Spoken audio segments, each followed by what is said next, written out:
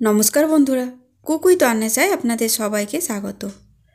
শীতকালের ধনেপাতার একটা আলাদা স্বাদ থাকে, সেই জন্য ধনেপাতা বাটা দিয়ে তৈরি করে নিন ডিমের কারি। শীতের দিনে অসাধারণ একটা রেসিপি, যা গরম রুটি কিংবা ভাত দুটোর সাথে খেতে খুব ভালো লাগে। তো চলুন দেখে নেওয়া যাক আজকের রেসিপি। ধনেপাতা বাটা দিয়ে ডিমের কারি বানানোর জন্য এখানে আমি নিয়ে নিয়েছি 5টা ডিম।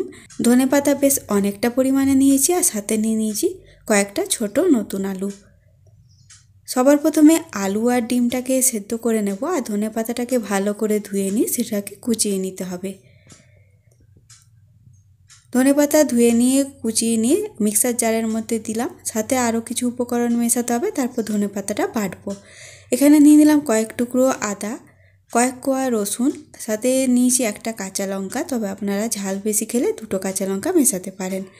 এই উপকরণগুলোকে বেটে নিয়েছি অল্প জল দিয়ে। তারপর কড়াইয়ে পরিমাণ মতো সরষের তেল গরম করে সেদ্ধ করে রাখা আলু খোসা ছাড়িয়ে নিয়ে আলুগুলোকে একটু ভেজে নেব। সামান্য একটু নুন দিলাম, হলুদ এই রেসিপিতে ব্যবহার করব না। অল্প নুন দিয়ে আলুগুলোকে লাল করে একটু ভেজে নিয়েছি, হালকা ভেজে নিলেই হবে। তারপরে সেদ্ধ করে রাখা ডিমগুলোকেও ভেজে নিতে হবে। সেদ্ধ করার সময় আমি এখানে 5টা ডিম নিয়েছিলাম, 5টা ডিমই সেদ্ধ করেছি। 4টে ডিম রান্না করব, আর একটা ডিম গার্নিশিংয়ে ব্যবহার করব। ডিমগুলোকেও হালকা করে ভেজে নিয়েছি। এখানে আর নুন দিলাম না, তেলে প্রথমে নুন দেওয়া ছিল আলু ভাজার সময়, সেই নুনেই ডিমগুলোকে ভেজে নিয়েছি। তারপরে কড়াই যে বাকি তেল আছে, সেই তেলে দিয়ে দিলাম 1/2 চামচ মতো 5 ফোড়ন, একটা শুকনো লঙ্কা। ফোড়নটাকে কয়েক সেকেন্ড ভেজে নেওয়ার পর কুচিয়ে রাখা পেঁয়াজ দিলাম একটা বড় সাইজের। পেঁয়াজটাকেও বেশ লাল করে এখানে ভেজে নিতে হবে।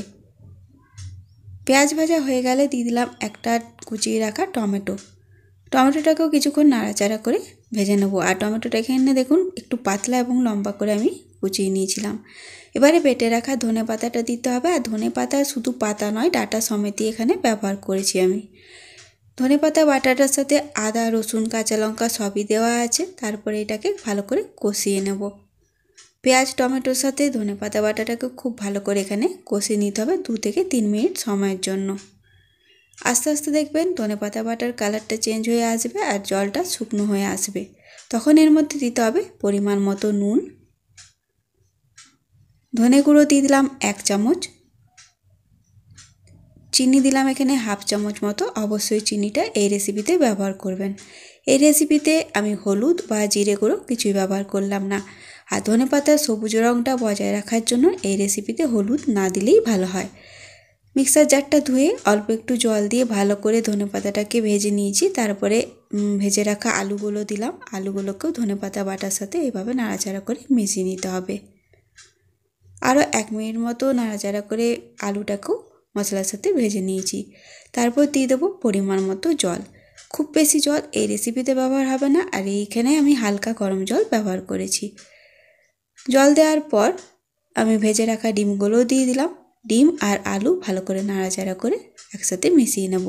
আলু আগে থেকেই সেদ্ধ করা আছে, সেই জন্য এখানে আর আলাদা করে পরে বেশি সময়ের জন্য সেদ্ধ করার দরকার নেই। এবার আমি দিয়ে দিলাম 2 চামচ ভালো করে ফেটিয়ে রাখা টক দই।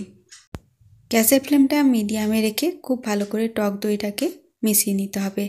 আরও 1 মিনিট মতো নাড়াচাড়া করে নিলাম ডিম আলু আর ধনেপাতা বাটার সাথে। তারপরে নামাবার আগে দিতে হবে এর মধ্যে 1 চামচ মতো ঘি।